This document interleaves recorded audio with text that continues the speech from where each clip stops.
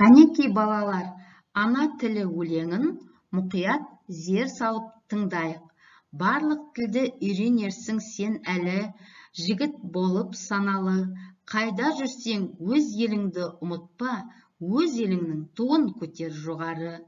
Мен анамды ұғындым деп мақтанам, тілім білдім, жырын білдім сақтаған.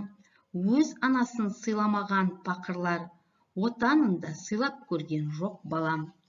Ұлым менің, бұл сөзімді бағарсың, жанар кезде өзіңде от боп жанарсың.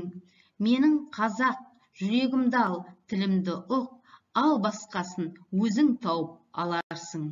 Тұманбай Молдағалиев. Енді мына сұрақтарға жауап берейікші. Сенің ана тілің қай тіл? Сен қай тілде сөйлейсің? Өлең неліктен ана тілі деп аталады? Сұрақтарға жауап беріп болсақ, 32-ші жаттығудағы көп нүктенің орнына тиісті жалғауларды қойып, мәтінді көшіріп жазыңдар. Шығармашылық тапсырма. Жасырынған мақалды тауып жаз.